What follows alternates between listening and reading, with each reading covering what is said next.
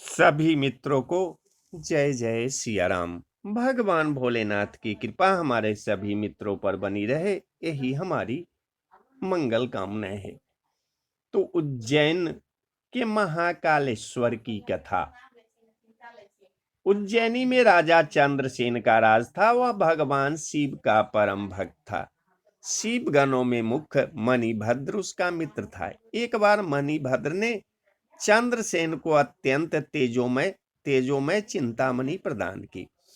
चंद्रसेन ने इसे गले में धारण किया तो उसका प्रभाव मंडल तो जगमगा ही उठा, साथ ही दूरस्थ देशों में उसकी यश कीर्ति बढ़ने लगी।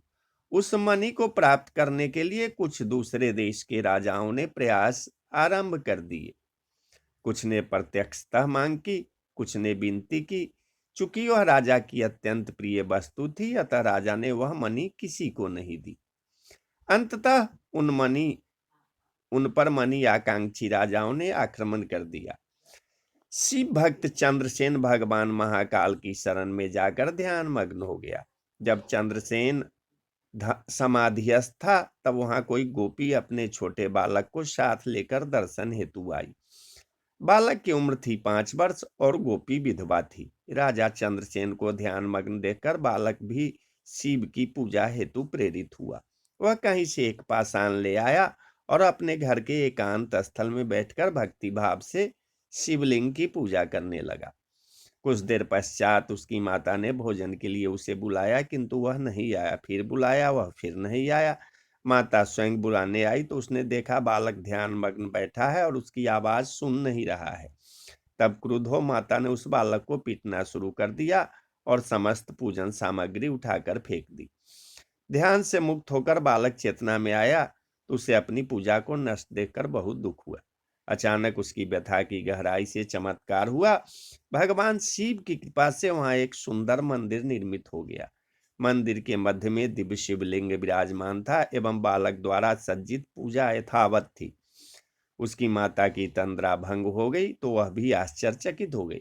राजा चंद्रसेन को जब शिव जी की अन्य कृपा से घटित इस घटना की जानकारी मिली तो वह भी उस शिव भक्त बालक से मिलने पहुंचा। अन्य राजा जो मणि हेतु युद्ध पर उतारित थे वे भी पहुंचे। सभी ने राजा चंद्रसेन से अपने अपराध की क्षमा मांगी और सब मिलकर भगवान महाकाल का पूजन अर्चन करने लगे। तभी वहां राम भक्त श्री हनुमान जी अवतरित हुए और उन्होंने गोप बालक को गोद में बैठाकर सभी राजाओं और उपस्थित जन समुदाय को संबोधित किया।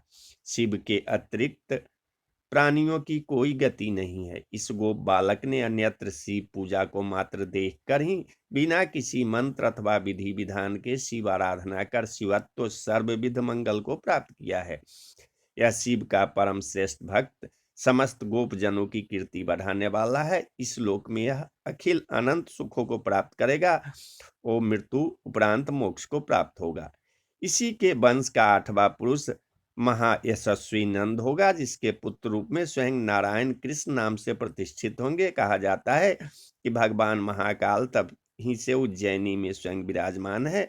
हमारे प्राचीन ग्रंथों में महाकाल की असीम महिमा का वर्णन मिलता है। महाकाल साक्षात राजाधिराज देवता माने गए हैं। तो बोलिए हर हर महादेव, जय शिव शंभो।